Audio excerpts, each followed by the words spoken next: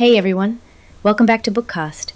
I'm Jenny, and as always, I've read the next chapter of The Psychology of Money by Morgan Housel, so you don't have to. And I'm here with Alex, my co-host and fellow explorer of ideas. Hey folks. Okay, Jenny. After that last episode on Never Enough, I'm still thinking about how hard it is to draw the line on wanting more. So what's next? So glad you brought that up, because today's chapter connects directly to that idea. Chapter 4 is called Confounding Compounding, and it's all about the quiet superpower behind most long-term wealth: time. Compounding. The thing they always tell you about in finance blogs, but that still feels kind of abstract? Exactly. That's the magic of this chapter. Housel takes this simple concept, compounding, and shows how misunderstanding it distorts how we view success, wealth, and even genius. Let me start with this mind-blowing fact. Over 97% of Warren Buffett's wealth came after his 65th birthday. Wait, what? Warren Buffett, the world's greatest investor, didn't make most of his money until retirement age? Yep, Buffett started investing as a kid and just never stopped. His real genius isn't just picking stocks, it's longevity. He's been investing for over 75 years. That's where compounding really shows its power. Over decades. That's insane. So if he'd started later or stopped earlier, his net worth would look totally different? Exactly. Housel does the math. If Buffett had started at age 30 and retired at 60, with the exact same returns, he wouldn't be nearly as rich. In fact, he'd have about $11.9 million, which is impressive, but nowhere near the $80+ billion he has now. So it's not just the rate of return, it's the duration that matters? You nailed it. That's what most people miss. We're so focused on how big or how fast, we overlook the real factor: how long.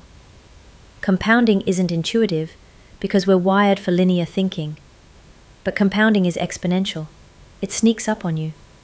Tiny gains repeated consistently create massive results over time. I get that conceptually, but in real life it's hard. People want fast results, whether it's investing, fitness, or growing a business. Delayed rewards are tough. That's the challenge. And Housel's point is, the most powerful outcomes in life often require extreme patience.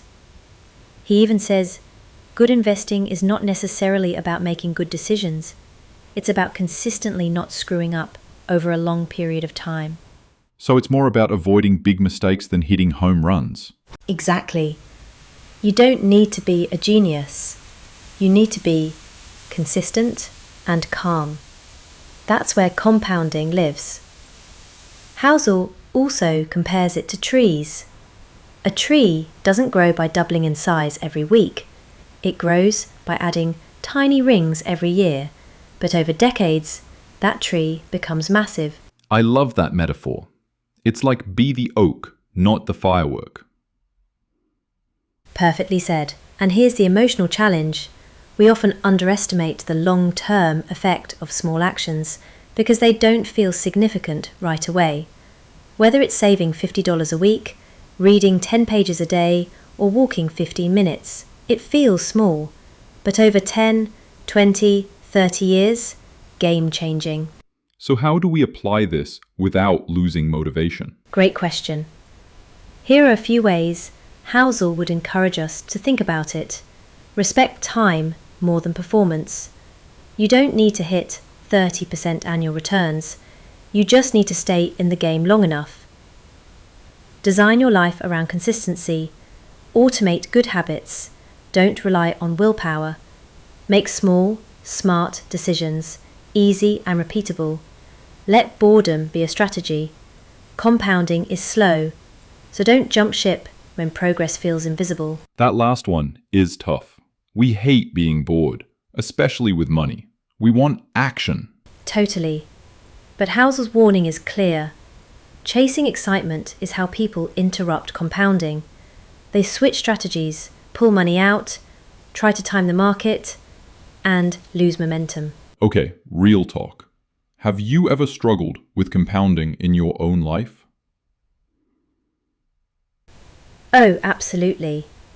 When I first started saving, I'd look at my account every week and feel like nothing was happening. But now, a few years later, I can see the curve bending upward. That early stage is the hardest. It's all effort and no visible reward. But if you stick with it, you hit that inflection point. So the goal is don't interrupt the process, even when it's quiet. Exactly. Stay the course. Think decades, not days. Because in the end, compounding isn't just a maths concept, it's a mindset. All right, Jenny, you know the drill. What's the one takeaway you'd want listeners to remember? Here it is. Consistency beats brilliance when compounded over time. You don't have to be Warren Buffett. You just have to be someone who sticks with good habits long enough for the magic to happen. Love that. And hey, listeners, we want to hear from you. What's one small habit or investment you're sticking with, even when it feels slow? Drop it in the comments. And be sure to subscribe to @BookcastPod, because next week we're covering Chapter 5, Getting Wealthy versus Staying Wealthy. You don't want to miss that one. It's a complete mindset flip.